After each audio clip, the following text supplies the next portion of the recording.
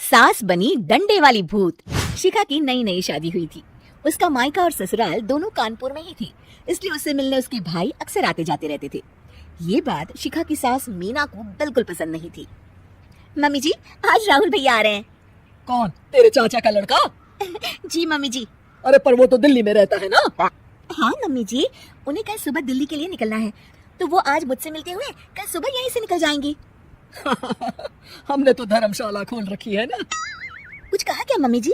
मैंने कहा हाँ, आने दे तेरे भैया को, जमकर खातिरदारी करेंगे। अब तो कुछ करना ही पड़ेगा, इससे पहले कि मेरा घर धर्मशाला बन जाए। ये कैसी बातें कर रही हो मीना? सच ही तो कह रही हूँ। अभी इसकी शादी को साल भर भी नहीं हुआ और आए दिन इसके घर वाले आ धमकते हैं। अरे तो क्या हुआ, वो इसी शहर में रहते हैं तो हाल चाल लेने आ जाते हैं।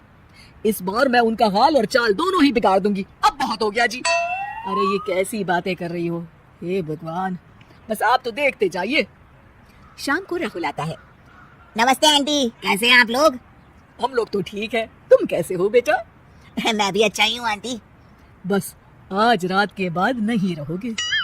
चलिए भैया, मैं आपको हमारा घर दिखाती हूँ।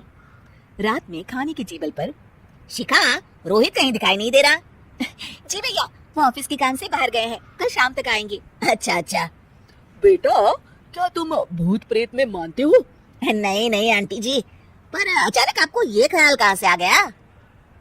पता नहीं क्यों, कभी कभी मुझे लगता है जैसे रात के समय बैठक में कोई घूमता रहता है। ये आप क्या कह रही हैं मम्मी जी? हाँ, तुम लोग घबरा ना जाओ, इसलिए मैंने आज तक इस बारे में कुछ नहीं कहा। ये आपका वहम होगा आंटी जी, ऐसा कुछ नहीं होता। हो सकता है। चलो अब मेरा सोने का टाइम हो गया है तो चलती हूँ मैं। शिखा बेटा, राहुल के सोने की व्यवस्था वहीं दीवान पर कर देना। जी पापा जी। अब चलिए भी। अच्छा, तो बैठक में सोने वाले हैं साहबजादे। क्या बड़बड़ा रही हो? कुछ नहीं, आप सो जाइए। मीना और महेश की सोने के बाद शिखा और राहुल आपस में बात कर रहे होते हैं, तभी डोरबेल बजती है। अरे आप! सरप्राइज! काम जल्दी खत्म हो गया तो मैं आज ही चला आया। ये तो बहुत अच्छा किया। देखिए राहुल भैया भी आए हुए हैं, आप दोनों का मिलना भी हो जाएगा। कैसे हो रोहित? मैं तो ठीक हूँ भैया। शिखा, मैं भी आज यहीं सो जाता हूँ, राहुल भैया से बातचीत भी हो जाएगी। अच्छा अच्छा ठीक है। मीना आधी रात को उठती है, कंबल मुंह से पैर तक ओढ़ के डंडा लेके बैठक में आती है और देखती है दीवान पर चादर ओढ़े कोई लेटा हुआ है। देखो तो कैसे मजे से सो रहा है बहन के ससुराल में। मीना ताबड़तोब 4-5 डंडे मार देती है। अरे मर गया, अरे बचाओ बचाओ, कौन है?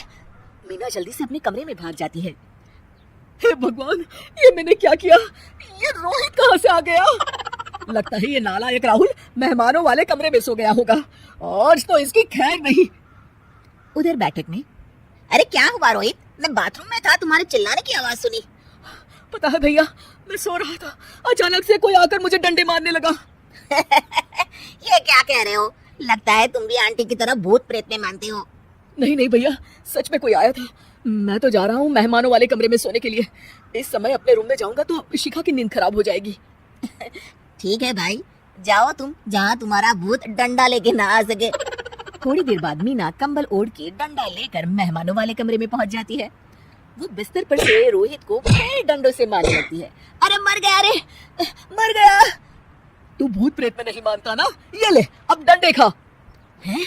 ये तो माँ की आवाज है। रोहित कंबल खींच देता है। बेटा तू! अरे ये क्या कर रही हो माँ? मार मार के मेरा भरता बना दिया आपने।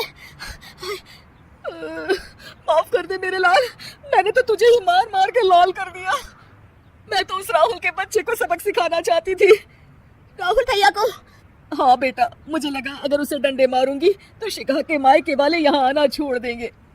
हे भगवान, माँ ये घर शिखा का भी है, उसके घर वाले जब चाहे आ सकते हैं।